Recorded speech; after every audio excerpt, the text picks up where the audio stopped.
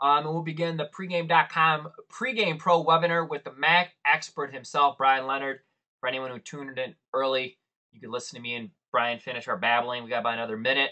We're actually going to start at 7:05, seeing some more people arrive. So for those who already heard this, you could tune me out. Is the fact we never get to all the questions. The way it works, people email, they go first. As they come in, they get put in a queue. I go to those next, unless something really stands out.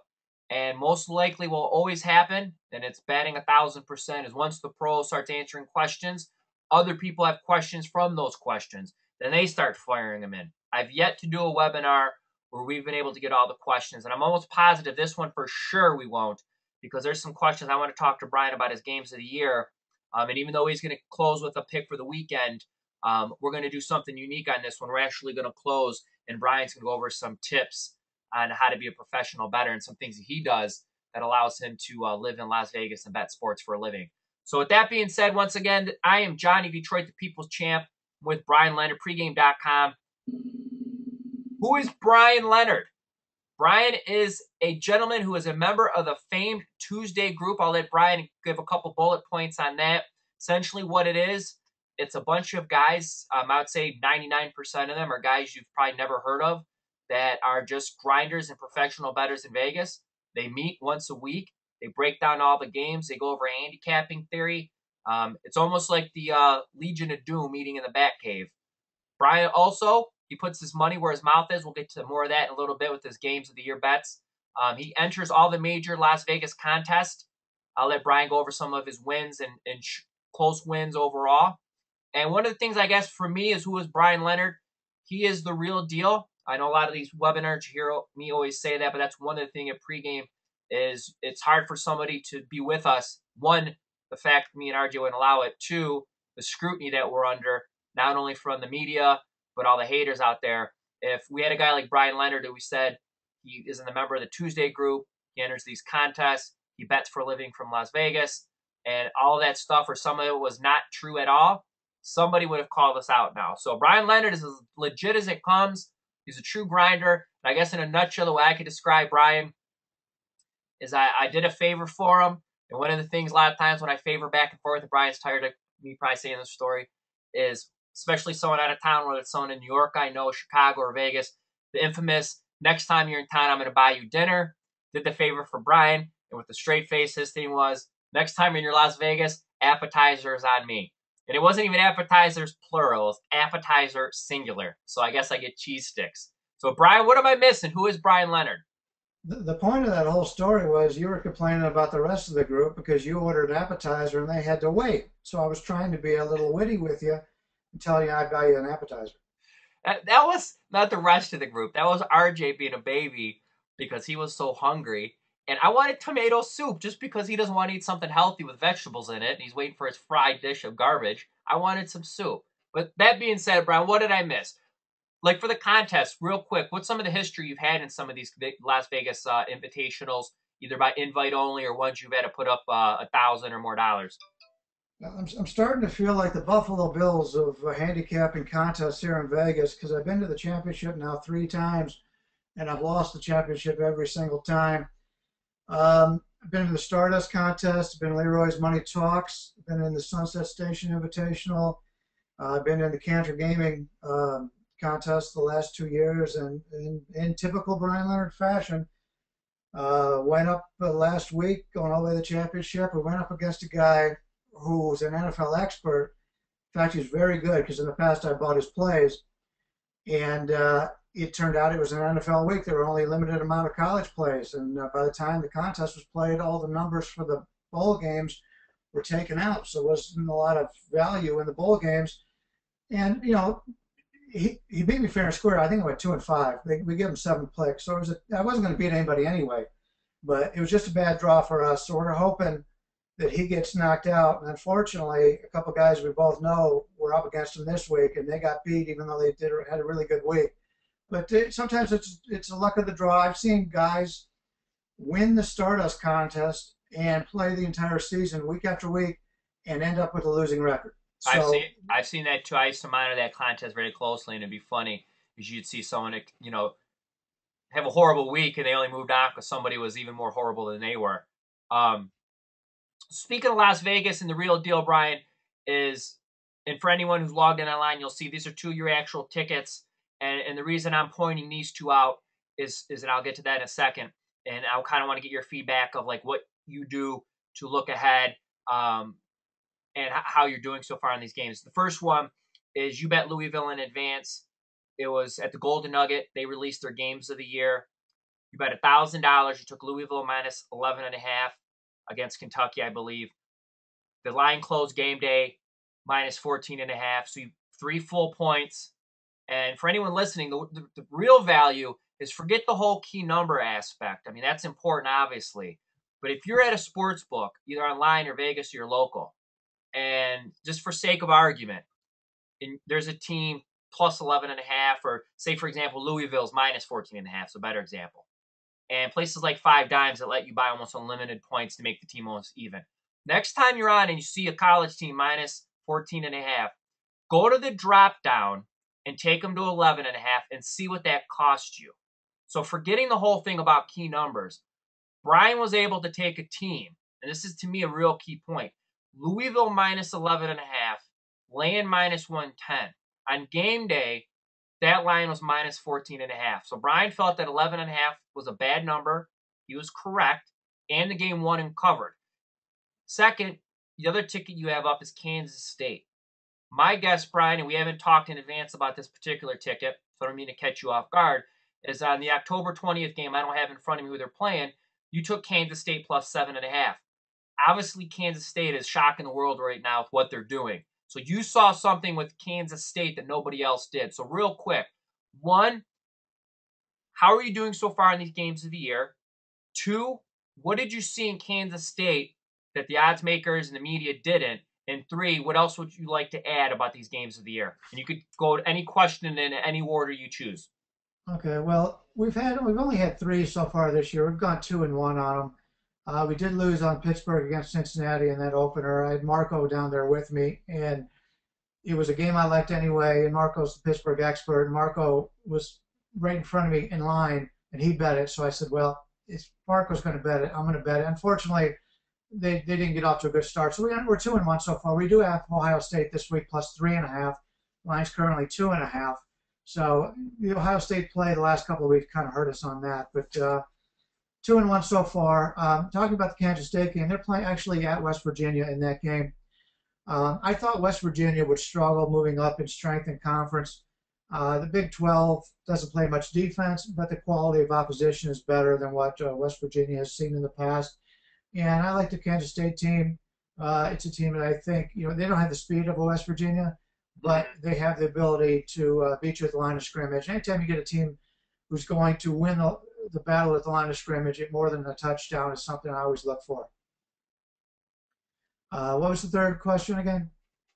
The third one is, what would you like to add or talk about? Is there anything for people who may want to play games of the year next year? Or, yeah. I mean, my main thing is for you to be able to do what you did as you were creating numbers or seeing their numbers and saying these were bad. What advice, and a one-line best advice tip I guess you could give to someone in the future who wants to bet these games of the year? Like, what's the main thing you're looking for?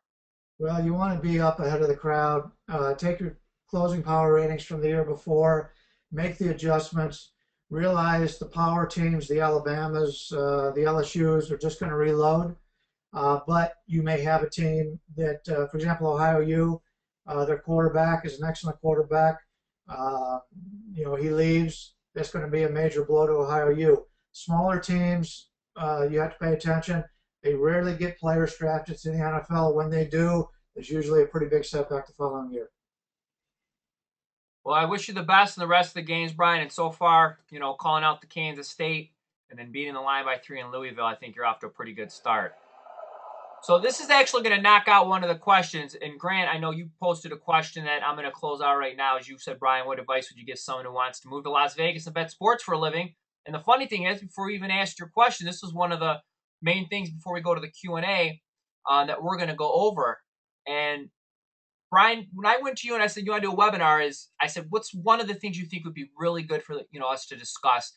And you felt, some tips from someone that actually, walks the walk and talks the talk. And you do. I mean, you're part of the Tuesday group. And real quick, before we go into this, for the people who are unaware, give me a quick summary. What's the Tuesday group and what do you guys do?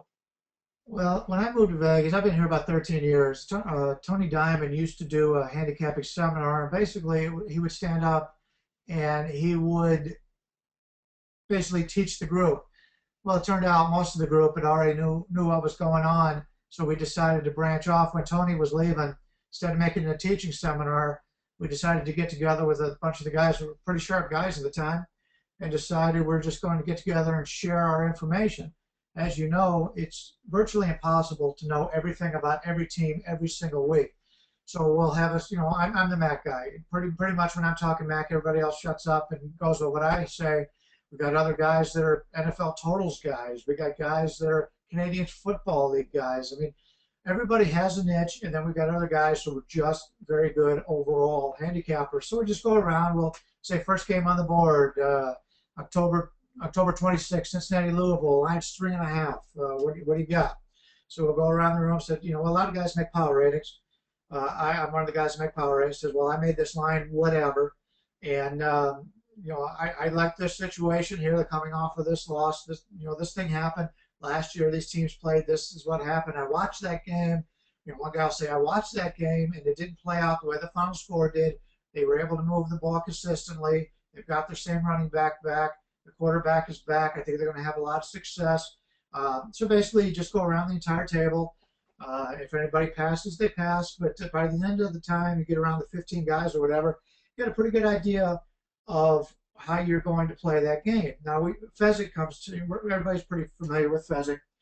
We've got Fezzik with another guy that's my partner in the Candor Gaming Contest.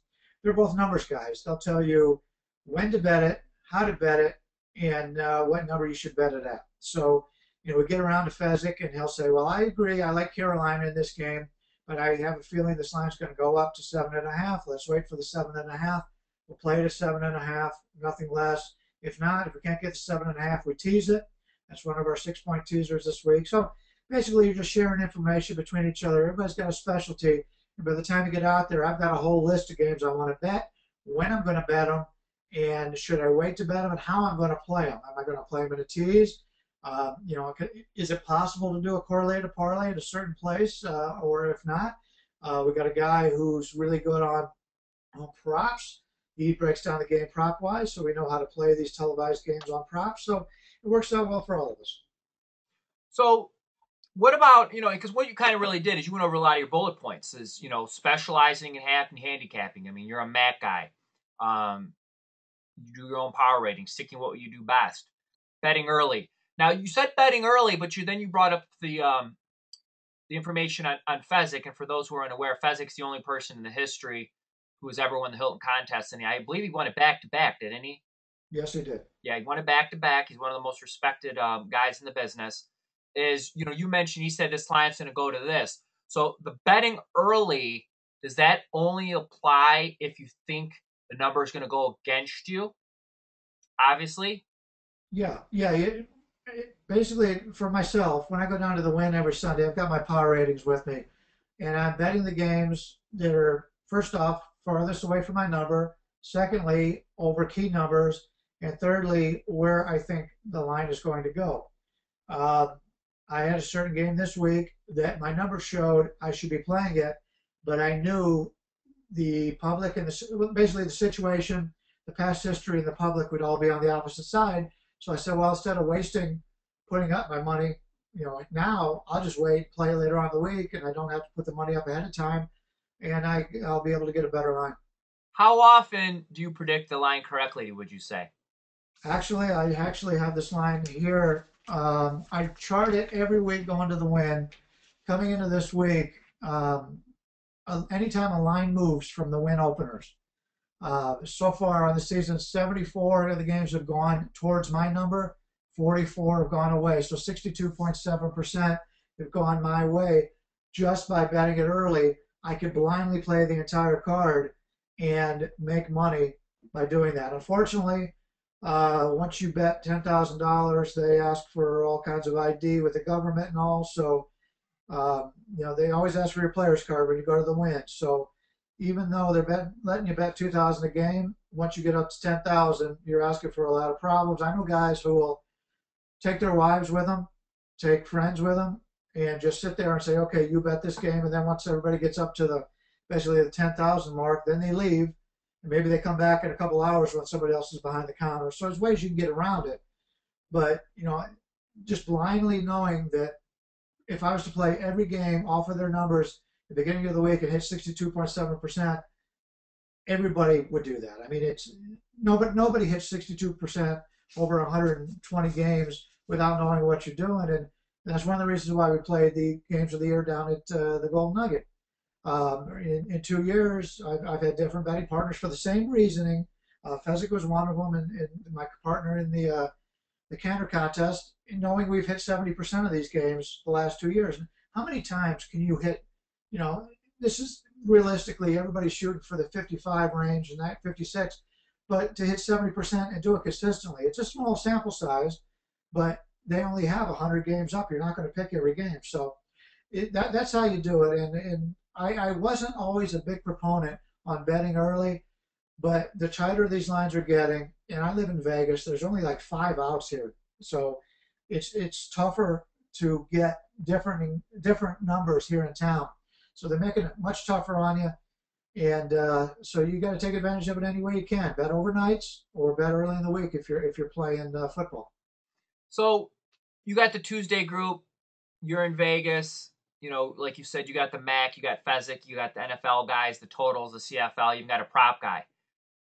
So what would your tip be if, say, somebody wanted to become a professional bettor, and just for sake of legalities and saying you're not going to be betting with, slant-eyed Joey, if you move to Vegas and a guy doesn't have the connections to be part of the Tuesday group or whatnot, what would be your main tips to go to Vegas and be successful betting sports? To be honest with you, right now it's pretty tough. I know a lot of guys that used to do it. I used to see out all the time. I never see anymore. Um, Somebody made a tweet on Twitter about they saw me down at the Wynn. They didn't think there were many people, and I said, well, there was actually like twice as many people this week as there had been the first 3 or 4 weeks. It just surprises me the few amount of people who are actually betting for a living here, and the ones that are willing to take. The Wynn puts these numbers up at 3 o'clock. So basically, right after halftime of the second games in the NFL, you got to ask yourself, do I want to sit at home? Do I want to sit with my buddies in a bar and watch the Sunday night or the Sunday afternoon games? Do I want to do live betting on these Sunday night games? Or do I want to drive all the way down to the Wynn on the strip and fight the traffic just to get $2,000 max in on these games? So, there's a lot more guys betting in town than what you see down at the Wynn, but it all comes down to priorities. And, I'm not a big TV game watcher. I like to watch the games if possible, but I've got other things that I could do to spend more time than that watching the games. I'm not a guy. I played a little bit of football in junior high school. I'm not a great athlete. I don't know that much. I'm not, even though Scott Spicer didn't play football in college, the guy has the ability to break down a game and follow a game that way. I can't do that. I can tell. I look at the line of scrimmage and I can tell who's winning the line of scrimmage battle. That's what works for me. But to say a certain guy missed coverage or a certain guy read it wrong, I don't have that ability. So you got to take out whatever your ability is and go to your strengths and try not to cover everything, because that's what will drive you crazy. You'll never get any sleep. You never have a social life. You'll never be married, and if you are, you won't be married long. You've got to know your strengths and go with them. What we're going to do real quick before we get to some of the other questions, Brian, is I'm going to put this up for about 30 seconds. For those who've been on the webinars before, it will tell me what made you make your initial purchase with Bryan Leonard. And the choices are: he was on a hot streak, he was a dollar handicapper, followed him in the forums, include Twitter with that, long-term records, or you have no clue. So just take a second, do me a favor, and vote. And we'll see if we can keep batting the perfect 1,000. And one of the things that's really been encouraging to me is I've yet to do a webinar that, and I don't want someone to be a jerk and just pick something just to go against what I'm saying. I haven't done a webinar yet that the majority of the people said that they weren't following them either on the forums or on Twitter.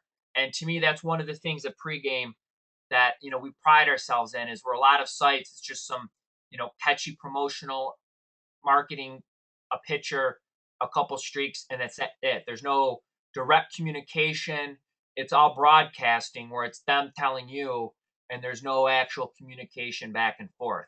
And I think the pregame audience is a little sophisticated. The fact that the handicappers almost have to earn their trust.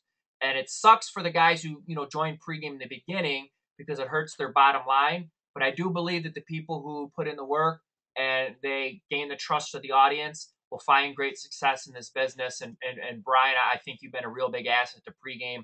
I mean, like I said, you're as legit as they come. And listening and watching you on the videos is always a big bonus for me when I got to recap my numbers for the week. So I'm going to close the poll up. Once again, we're still batting 1,000. 63% said they made their first purchase with Brian Leonard because they followed him in the community or on Twitter. So we're going to get to some of the questions really quick. And the first question is, give me 1 second, I have to close the poll up. And it's not closing. Just curious, Brian, what are your thoughts in general with regards to first 5 inning bets versus full game bets in Major League Baseball? Any situal advantage that might favor a mini bet versus a full game bet, etc.? I don't play a lot of them. I do know that many times I'm more of an underdog player. So many times I will be leading late in the game and then the favorite will come back and beat me. You take a team like the Yankees when they were dominant. How many times were they at like a $4 favorite, $3 favorite, and they'd be losing going into like the 8th inning, and then they found a way to win? Most of your thoughts on it are based on starting pitching and then the closers, and most of that is included into the line. Unless you could find something that has value, I think it's built into the line. Now, I've done some things, not in baseball, but as bad as the Cleveland Cavaliers were the year after LeBron left, the Cleveland would score in the first half. They would be very competitive at halftime. In fact, I think they covered like 16 straight first halves in the NBA. No word about it. Nobody ever talked about it because they ended up getting beat by like 20 at the end of the game. So you're going into the game, and the opposition just thinking, Cleveland stinks, LeBron's not there. We're going to take, they just take it for granted, which is a lot of the way Marco thinks with his handicapping, which has paid off really well for him. But so you'll be able to get Cleveland plus 10, 11 in the first half, and Cleveland's right in it. Then they go in the locker room, the coach bitches them out, and all of a sudden they win the game by 20. So you could find certain things like that. Baseball's a little bit different. I don't think you can go in and say, oh, I get to face Bruce Chen today, I'll be able to hit him well. Baseball's a little bit different. All right, next question. To the average bettor, not in Vegas, when you see a line move, is there any way to figure out if the move is sharp money so we could piggyback it or just public money, etc.? A lot of it depends on when the bet is or when the line move is and what it is. If you see it early in the week, most guys, your corner guys at the bar, are not betting early in the week. So if you see a total, especially with the totals, a lot of them will move down. For example, we used Monday Night Football this week. That line was 45 originally. Now it's down to like 41.5. It used to be you would never bet an under on a Monday Night Football game because the public would move it up. It's gotten to the point now where even though we know the public will move it up, they won't move it up far enough for the wise guys to be able to come back on it. So they know if you're basically in a battle with every other guy who handicaps. So if you don't take that 45 when that opens, somebody else will. Whereas in the past, it never happened that way. So when that line moves down, that's a wise guy move. Your general public's not taking the Monday Night Football game down on a Tuesday on the under. Other games, it depends on what side is being bet. I mean, and when it is. But a lot of it is people are trying to put themselves up to try to beat the market on a game. So it doesn't mean they think that's the right side of a game. It means that they think the majority of people are going to bet that side, and they want to get down at the right number and worry about what to do with that bet as the week progresses. And that's a real quick too, Brian, is to go into, to play devil's advocate is I do agree with you. Joe Better is not betting until closer to game time. In the NFL, they're not even betting the NFL until the 4 o'clocks until 3:59 when they see their 1 o'clocks we're doing. But do you also think that earlier in the week, it's hard to always know, is it, I guess, a move to get the steam chasers to chase it and then they buy it back on Saturday? And like you said, they're just getting the best numbers or they're trying to manipulate the market. Can you even always know, is that move legitimate or not? And just blanketly trying to chase steam is very difficult to do, especially if what you're chasing and what that closing number isn't the same. Yeah, that's a good point. You never really know. I think you can tell a little bit about if you follow teams closely, like I follow the MAC. When there's a move in the MAC, most of the time I know why there's a move. When I don't know why there's a move, it's usually a false move. At least in my opinion, it's a false move. It didn't work out so well last week on our one game in the MAC that we lost. But for the most part, if you follow a certain conference, you know what the reasoning is behind the move. And most of the time, if it's a move in a smaller conference, the MAC, the Sun Belt, I charted those over the years. Those hit at a far better rate than they do if you're charting the Big Ten, the SEC. So, if people are making a move on a certain team in a small conference and it's moving across the board, and there's a pretty good chance if you can't figure out what the move was, it's probably a smart move. Next question, Brian. With newspapers going bust and the proliferation of niche, limited online sports sites, where do you get your daily sports updates, box scores, and game analysis? Digging through ESPN.com and the other major sports sites like Sportsline can take forever and often come up short. Even though I live in Los Angeles, the newsprint industry is contracting so fast it's hard to find sports recaps all in one place.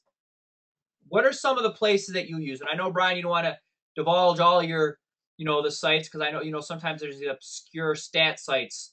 I get some guys that do D2 and, a lot of people don't even know where to find that information. And, they're almost like sworn to secrecy where they get it from. So what are some sites that you'd recommend people who want to kind of get some team capsules or some recaps and don't want to have to like get lost in the 6 million things that are on ESPN or Sportsline? Well, I don't really have an answer for that because most of the things I do, I Google. I will Google if I have a question about an injury, I will Google Toledo football or Toledo Rockets football. And then I'll go from there and look into there. And to be honest with you, I don't really pay a whole lot of attention where it's coming from. Well, half the time it's from a school newspaper. Half the time it's a national newspaper.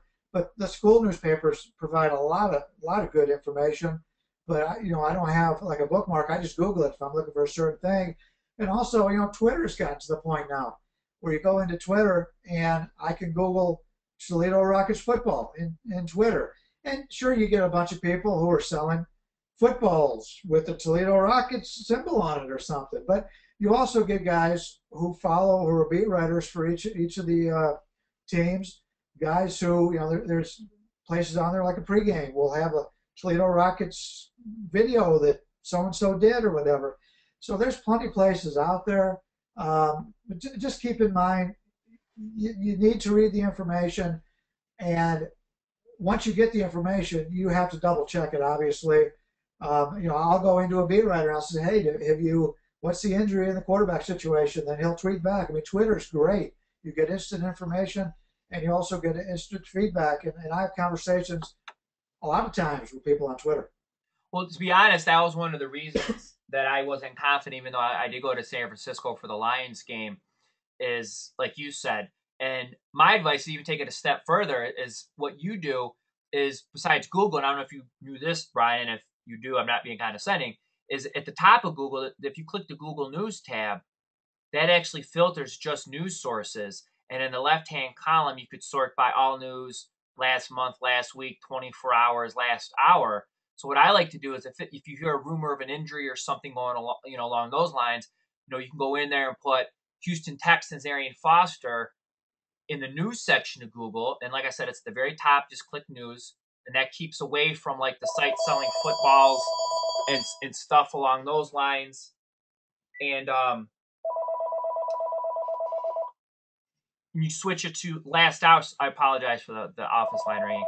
And you can click like last hour, and that'll filter, and it will only show you the stuff that's updated. Because the difference in Google and Google News is Google News treats that section of Google almost like a live newspaper. So it will say that this information was updated in the last hour, and it'll break it down that way. And another advice I would give to everybody is what I like to do is with Twitter is you could actually create lists and use things like TweetDeck. And, I have stuff broken down by Las Vegas handicappers, media personnel, and I follow those guys. I gave this example. I don't remember what webinar it was, but Chris and Frank, actually, they were telling me this was last year when Tulane played Boise State, is they told me the Tulane quarterback was coming back. And I looked on sports options. I went on Google News, and everything said the dude was going to be out like 4 to 5 weeks. So the game wasn't on TV. To pay the whatever it cost to listen to the broadcast through ESPN wasn't worth it or whatnot. So I followed the Boise State beat writer guy, and he was at the game and he was tweeting 2 hours before, and he tweeted out that the Tulane quarterback was out there taking snaps, and he's like, wow, this guy's now, looks like he's going to play. And as soon as the game was getting close and, people found out about it, that line started to change, and Tulane ended up covering. So my advice is with the Twitter, I'd create groups based off what they are. And for what Brian said is create in your bookmarks, whether it's Google or Firefox or whatever you use, and have college football.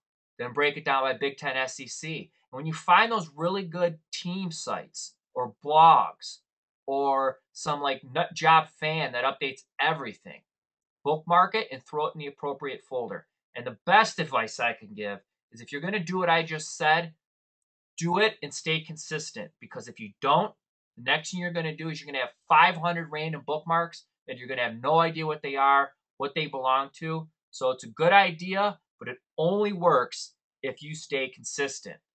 So real quick, is going to the next one. What do you take in most when you're handicapping and betting NBA basketball? What do I consider most important? Yes. What do you look at the most?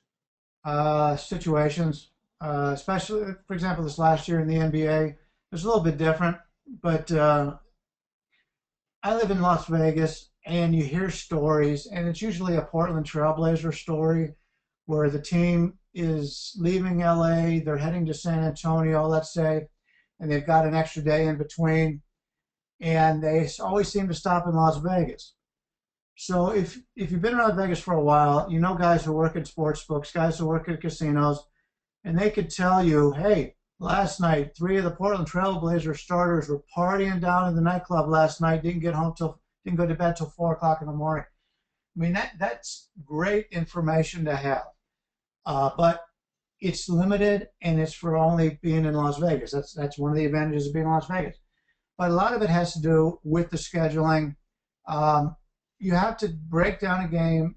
It's similar to the sandwich situations in football, where you know what's the most important game on the card that week. Is that team coming off of a loss? I used to have a lot of success back when Stockton and Malone played with Utah. The entire organization was high class. The 2 guys that were going to have the ball in their hands most of the time were high class. And if Utah had a bad performance, you know that team the next game were going to come out and play very well. So let's say Utah last night lost on the road to the Lakers, and they looked terrible. Now they're hosting Sacramento. Your power ratings may not show that there was going to be a play on Utah, but after reading and charting Utah's plays, you know that Utah is a team that when they don't perform well, they come out and they take no prisoners. And I used to be able to play Utah all the time because nobody ever paid attention to it. You have other teams. For example, a team like the Cincinnati Bengals and Oakland Raiders. You don't know what they're going to do after a bad performance because of the quality of people on the team. So it's something a lot of people don't look at, but it's something you have to look at. And in the NBA especially, and I hate to make generalizations, a lot of these guys in the NBA, they may have gone to college.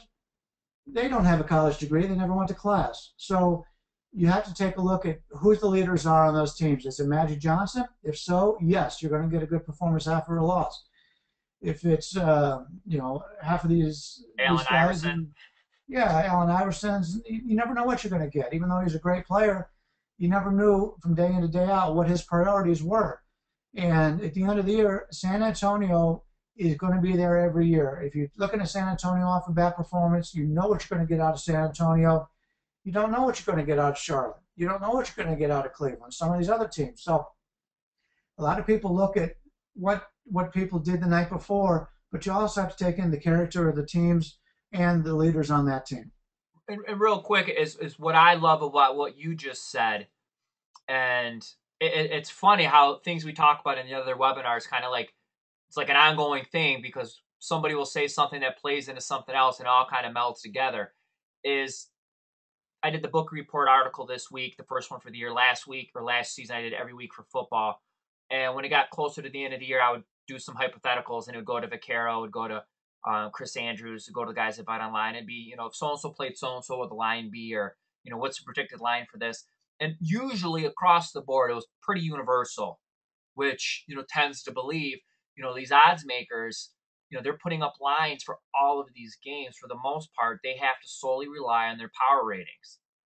And I think one of the most underestimated edges is the fact of a guy like you, with what you said with Utah, is the fact that Utah-San Antonio game that you were referring to, they can't watch every single game and chart and say, oh, Stockton and Malone aren't a bunch of thugs.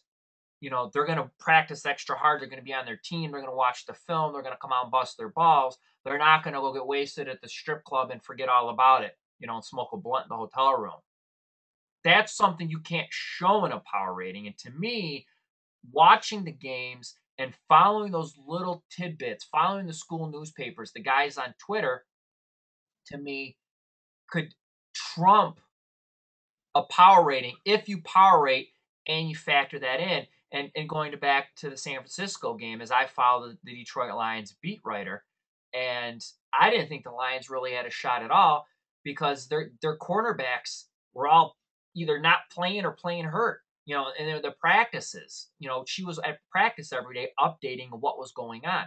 That's not going to make Sports Center. That's not interesting. It's not even going to make the Detroit local sports section or the local Detroit TV stations when they do their, 2.5-minute sports thing. Does it really matter that so-and-so at practice, was off a couple steps on his cover routes? No, they're going to talk about the pennant chase. They're going to talk about Matt Stafford. They're going to talk about the high-level stuff because they had a short period of time, and in the end, they need to get commercials, and they want to talk interesting shit. These Twitter people and these fan sites are going to tell you, like you said, a lot of this minutia that you could use to improve on your handicapping. So on to the next question, Brian. How often do you buy an extra half a point or so to make a bet? Is it worth it in the long run? For example, in the NFL, if a team is plus 2.5 or minus 3.5, is it worth buying the half a point to get on or off the key number and pay the extra 15 cents in juice? Well, you've gone over this many times on the site. I don't tease any college football. I only tease NFL. And as for buying points, there's no point in college football that's worth 10 cents, so I don't buy half points in college football. And if you have enough outs, you don't even need to. And it really adds up over time. So in the NFL, 3, 7, 10, I prefer, for example, on a personal bet last week, at the time, this was a bad decision on my part, but mathematically it worked out. Dallas was laying 7.5. I missed the 7. Still wanted to play Dallas. Teased them, which worked out fine, but I wanted to buy it down to 6.5. So you pay the 10 cents to get to 7, 10 more cents to get to 6.5. Some places, most places won't let you do it. Some do.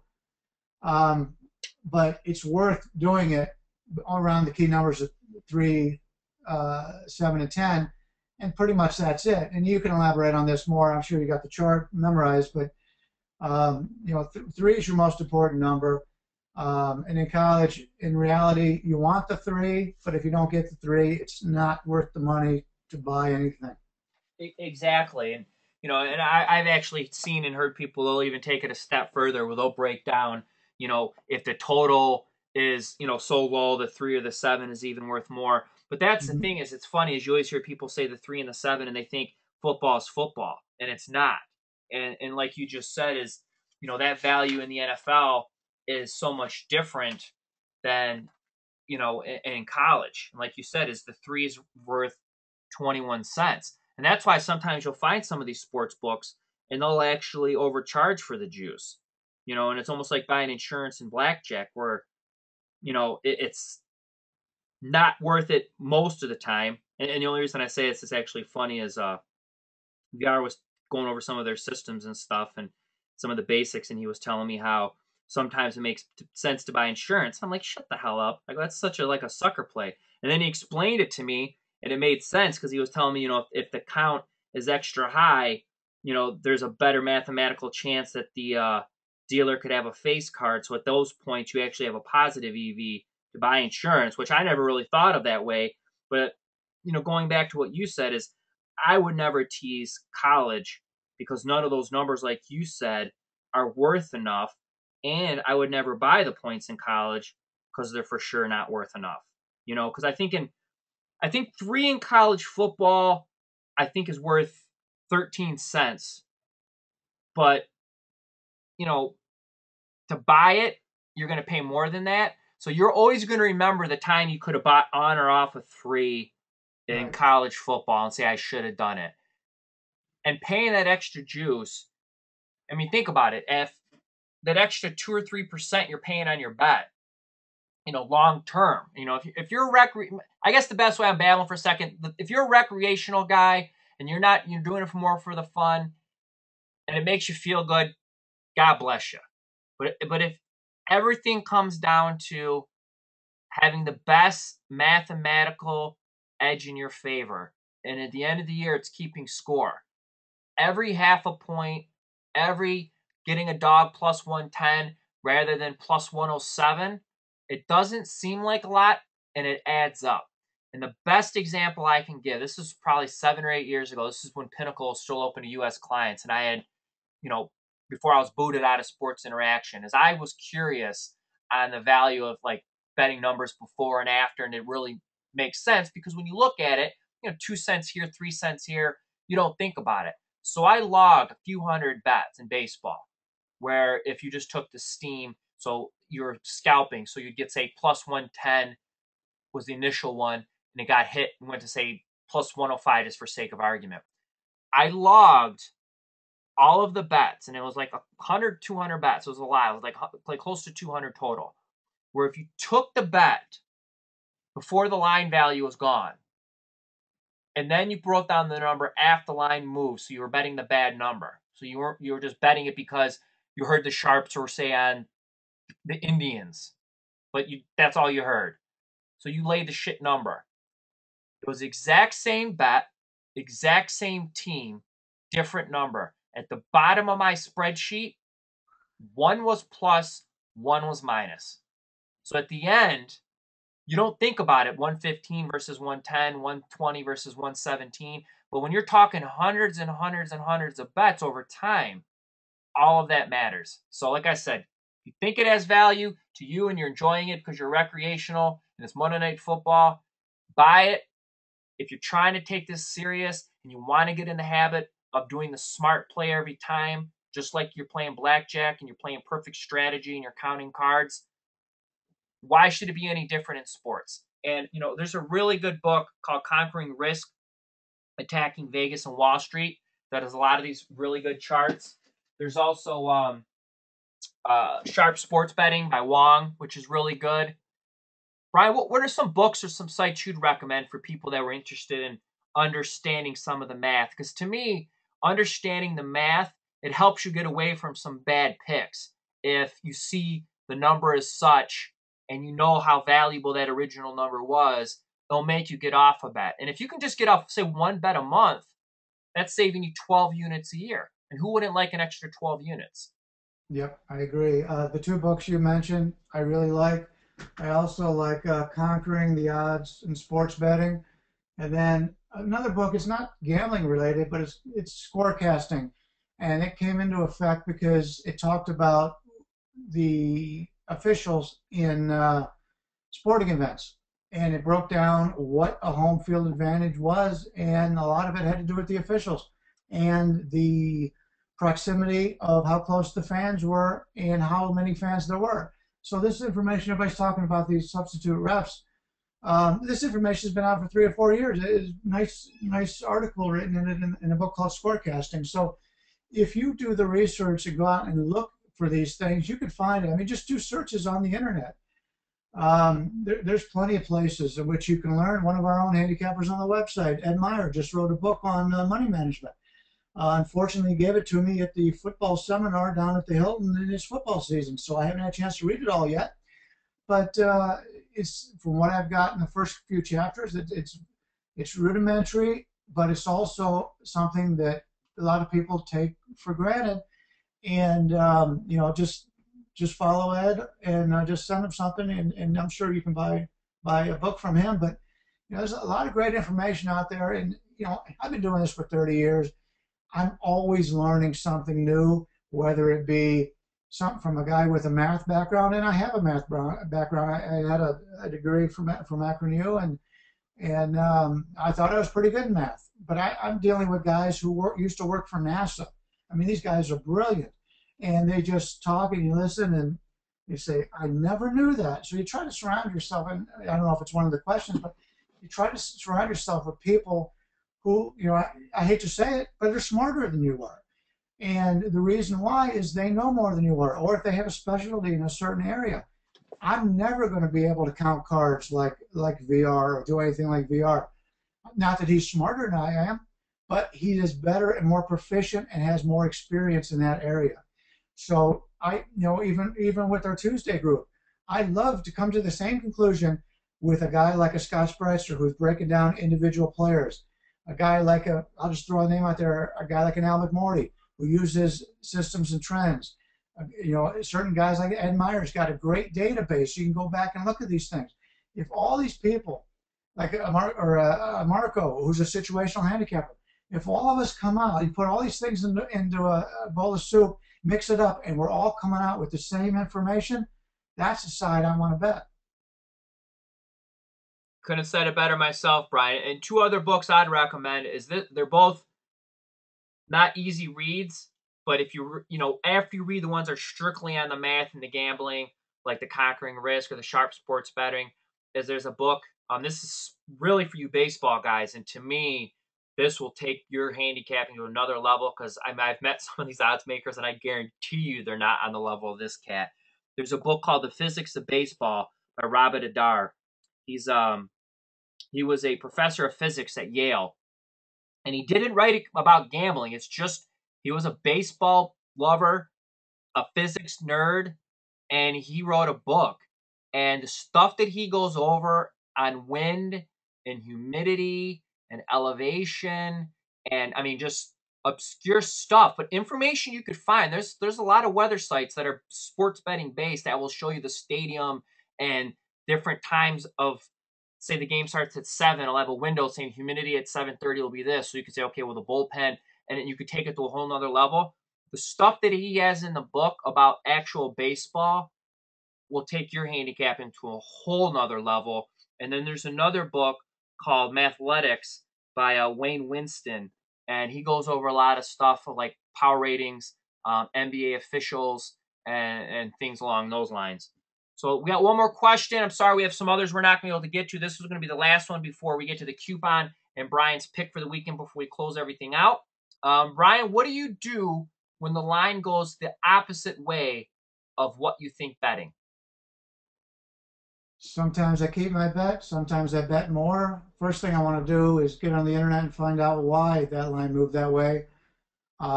If I can't figure out why that line moved that way, I'm not concerned with it. If it's a possible injury, then that's something that I want to take into account. But everybody's got an opinion. Some are sharper than others. Even the best at this lose 40% of the time. I mean, Billy Walters, I sincerely doubt the guy wins 60% of his plays, and he's known as the best bettor in the world. He's got the best handicappers in the world working for him. And even if he's against me on a play, it doesn't mean it's going to keep me off of a play. And it's amazing in the MAC because that's really what I'm known for. Most of the time, the lines are going against me in the MAC, and I can't understand why. But I trust my opinion more than I trust theirs, so I can get more advantage. I can add to my bet. I can put more on it. It just gives me a chance to get a better number. So a lot of times people get scared off by line moves. The only time I tend to make a move on it is if it's around a key number. If it's the NFL, and let's say this week I want to play Carolina. There's 7.5s all over the place, and all of a sudden it's moving down to 7. I'll grab that 7.5 then because that 7's worth a whole lot more than that line moving up to 8 or 9. So that's the only time I really pay attention to those line moves if it has nothing to do with an injury. Great stuff. Real quick is before we go to Brian's pick and close everything out. Coupon code BL Vegas. They give you 25% off any one purchase. It could be a daily package. It could be a 7-day, a 30-day. But the coupon expires in 72 hours. You can use it one time only. Once again, the coupon is BL Vegas. Brian, before we close up, give the audience a selection and your reason why for the weekend. All right, we'll take a look at the MAC since a lot of people have interest in that from a betting perspective. I don't know if they want to watch the games or not, but I'm down at the Win on Sunday, and I've got my power rating numbers, and line came out, game 173, 174, Toledo, Western Michigan. My power rating number on that game was roughly 9. They open up at 2.5. Thought at the moment, I says, okay, the only way it's going to be at 2.5 is if they already know that Alex Carter, the quarterback from Western Michigan, is not going to play. It was a speculation bet for myself at the time. I did lay the 2.5, thinking my thoughts on it were, if he does play, the line's going to be 9. The line should be 9. If he doesn't play, it's already 2.5, and I think Toledo's an overrated team. I'm laying less than a field goal. It's only one way for me to lose on this game, or no way for me to lose on this game, because if he does play, I've got a great number. If he doesn't play, I'm not losing any key numbers. So I bet Western Michigan at -2.5. News comes out late last night that Carter's not going to play. The line moves all the way to Toledo -1.5. The line moved 4 points going through the pick'em, but moved 4 points based on information we already knew. If you followed Western Michigan, there was a very good chance that he was not going to play. I would say 80% chance he wasn't going to play. But these guys don't make power ratings. They just look for information on the internet, and they want to beat the group to it. So they say, well, shit. I'm sorry, I swore, but that's right. I don't. We haven't had a webinar yet where someone is. Since I was waiting for you to say something. Go ahead. But basically, they're trying to get ahead of the market. So they said, well, as soon as this line's out, it's going to move. So I'll take it. I'll take Toledo on the money line or whatever, or I'll take Toledo plus the 2.5 points. And then now it goes all the way to the other side on information we already knew. So in a nutshell, Brian, is the people who are following the conferences knew that line where it was at before he said he wasn't going to play was the speculation he wasn't going to play. He's announced he's not going to play. It pops up on Don Best Sports Options. All the line injury chasers see that, don't follow the conference, don't know the guy probably wasn't going to play anyways, and that line already had that factored in. They hammer the game thinking that they're sharp, and now they're giving you a better number. So you think it's even a better fate against Toledo for this weekend? It's a better play at this point. Sure, would I rather have Carter? Yes, I'd rather have Carter. Would I rather lay 9 instead of getting into pick'em? No. There's not a quarterback in the MAC that's worth 9 points. I happen to think Western Michigan's the better team anyway. And the backup quarterback played very well last year. He's not Carter. Carter's one of the best quarterbacks in the MAC, if not the best. But he was highly recruited. He knows the system. He's been in it for more than a year. He had 36 passes last year. He was 31 for 36. Man, he played a bad Akron team last year, but he had a 72 touchdown interception ratio in his time. So, the drop off is not 9 points in this game, and yet people were betting into a bad line. Well, Brian, I appreciate that. I appreciate everybody who tuned in. Don't forget, BL Vegas gets you 25% off. So on behalf of Brian Leonard, pregame.com, I'm Johnny Detroit. Thanks for watching. That's going to do it. And as always, from me to you, best of luck.